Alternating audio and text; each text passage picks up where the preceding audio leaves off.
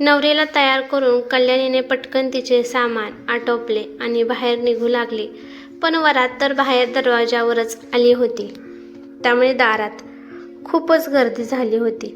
खूप प्रयत्न करून पण बाहेर जाण्यासाठी तिला रस्ता भेटत नव्हता.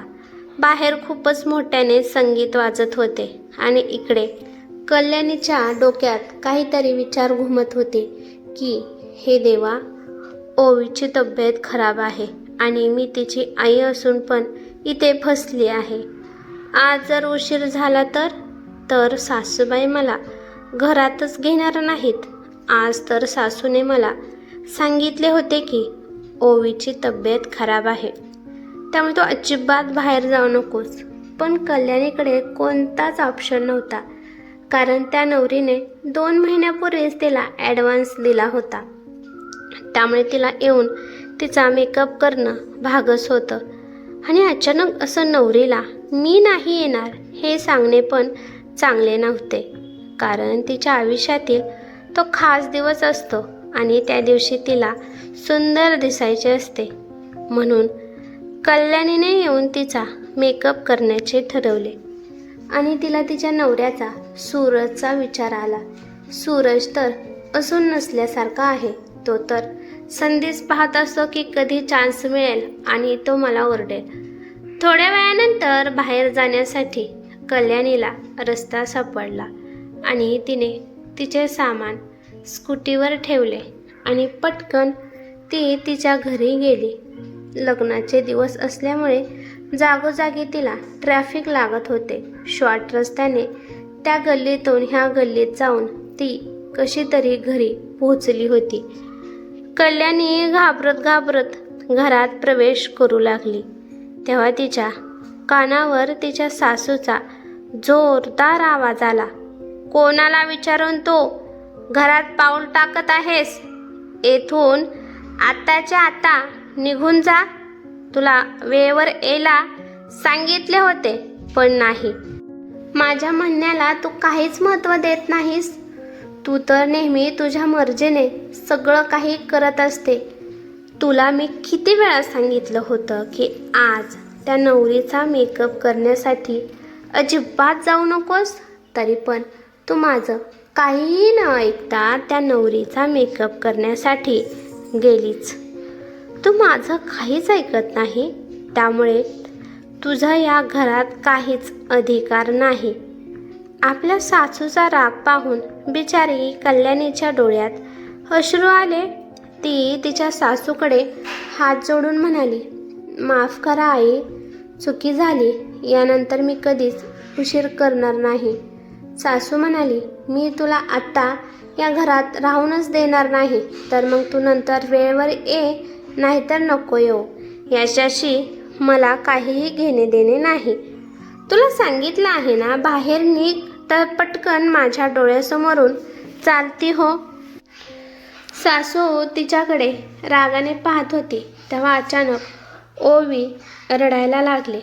ओवीचा आवाज ऐकून कल्याणी तिच्याकडे जाऊ लागली तर तिच्या सासूने तिचा रस्ता अडवला आणि म्हणाल्या की कुठे चालली आहेस? जर तुला खरंच तिची काळजी असती तर तू वेळेवर घरी आली असती. तो ओवीपाशी अजिबात जायचे नाही. पण आई, ओवीची तब्येत खराब आहे, तिला माझी गरज आहे. सासू तिच्याकडे विचित्रपणे पाहत म्हणाले की तू तर अशी दाखवत आहेस की तुला तिची खूपच काळजी आहे. जर तुला तिची खरंच काळजी असती तर तू तिला असं सोडून गेली नसतीस. तुला तर फक्त इतरांच्या लग्नात मौज-मस्ती करायची असते. तिच्या हाताला तिच्या सासूने घट्ट पकडले आणि म्हणाली, आताच्या आता तू या घराच्या बाहेर निघ. असं म्हणून तिची सासू तिच्या हाताला धरून बाहेर ओढू लागली. कल्याणी मोठ्या आवाजाने म्हणाली, आई, तुम्ही हे काय करत आहात? तोपर्यंत तिचा नवरा सूरज पण घरी आला होता. कल्याणीचा मोठा आवाज ऐकून सूरज तिला म्हणाला, तुझी हिम्मत कशी झाली? माझ्या आईसोबत मोठ्याने बोलण्याची? सून आहेस, सुनेप्रमाणे राहा. सासू बनण्याचा अजिबात प्रयत्न करू नकोस. सूरजचा आवाज ऐकून तर सासूला एक चांगलाच आधारस्तंभ मिळाला होता. मग काय, सासूने जबरदस्तीने डोळ्यात अश्रू आणले आणि त्या कळकळीने म्हणू लागल्या, अरे तुझी बायको खूपच आत्मनिर्भर बनण्याचा प्रयत्न करत आहे. अरे आत्ताशी ही घरी आली आहे. आज ओवीची तब्येत खराब असून सुद्धा ती नवरीचा मेकअप करण्यासाठी गेली होती.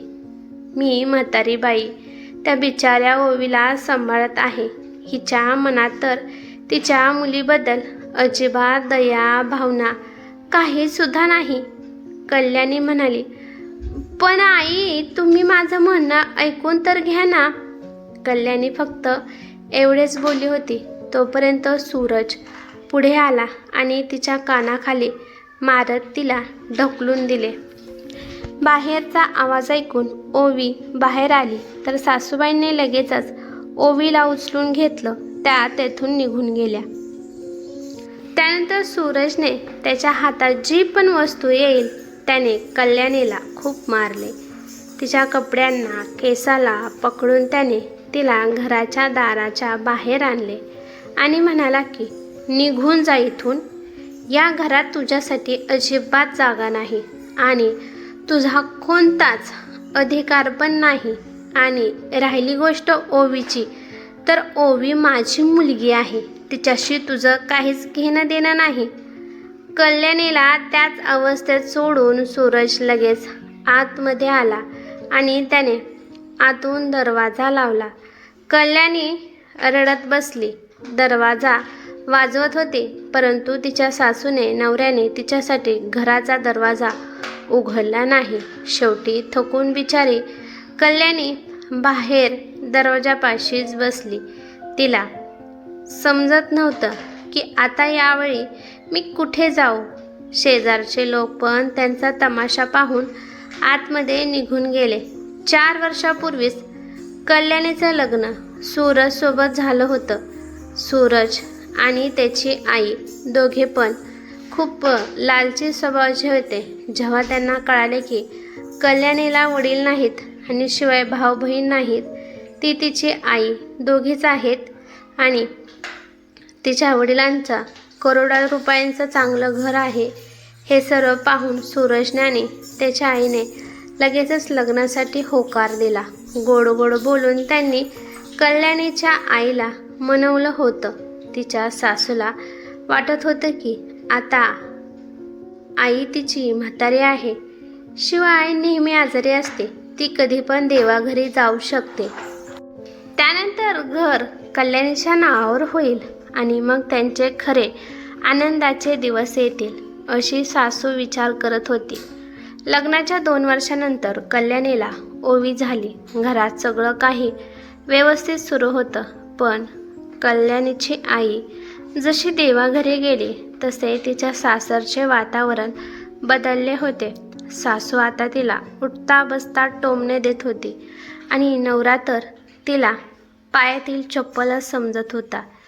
आता दोघांना पण कळाले होते की आता कल्याणी कुठेसुद्धा जाऊ शकत नाही, कारण तिचं असं आता कोणीच उरले नव्हते. त्यामुळे तिला दिवसेंदिवस ते खूपच त्रास देऊ लागले.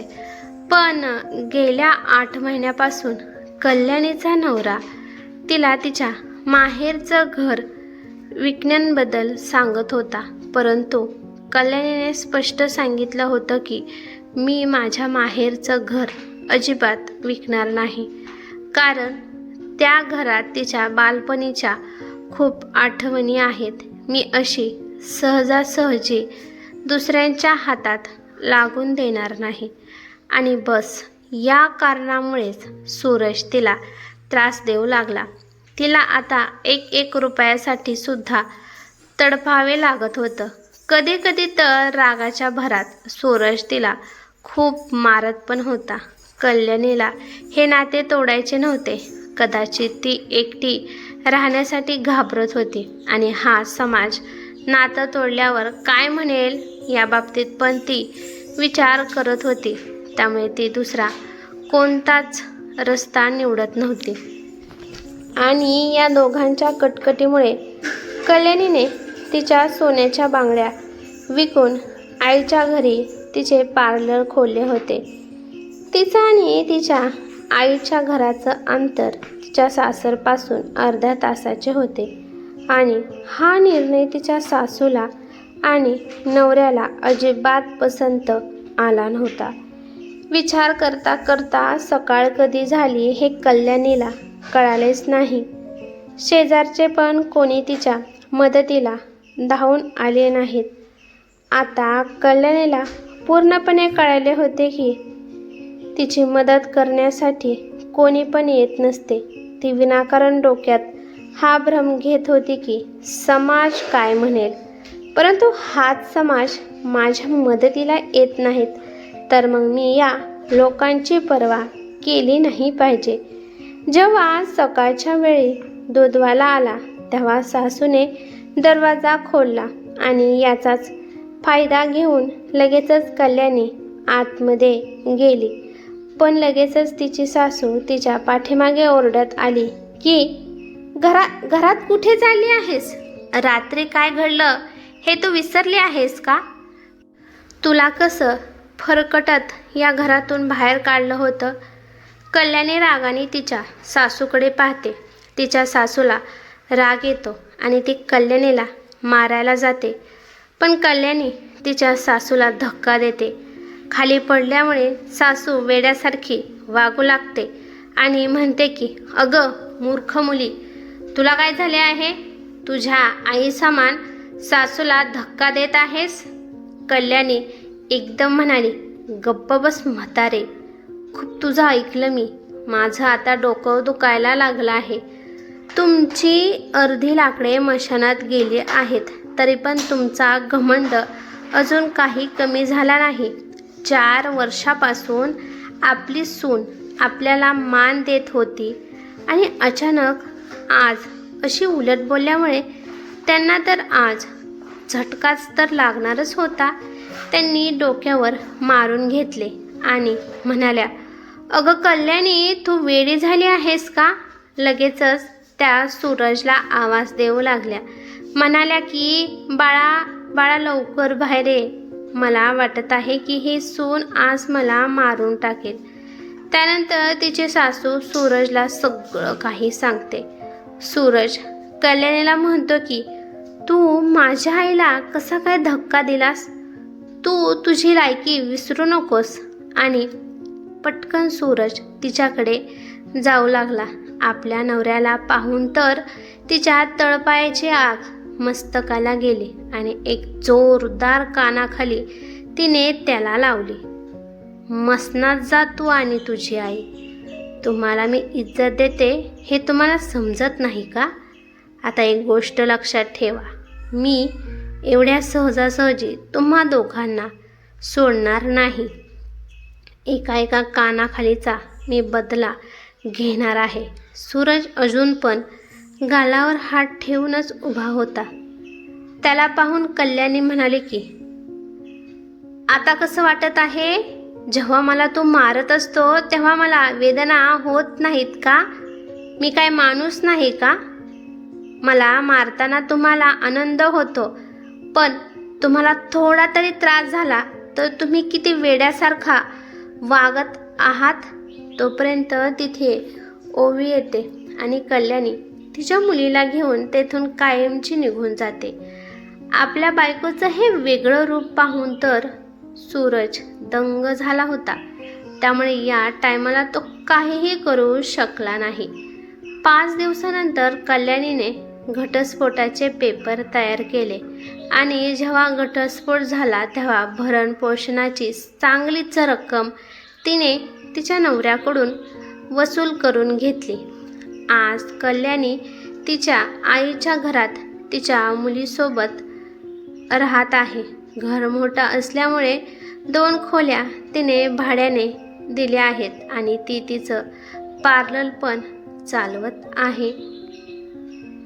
कथा आवडली तर लाईक शेअर नक्की करा आणि चॅनेलवरती नवीन असाल तर चॅनेलला सबस्क्राईब करा. धन्यवाद.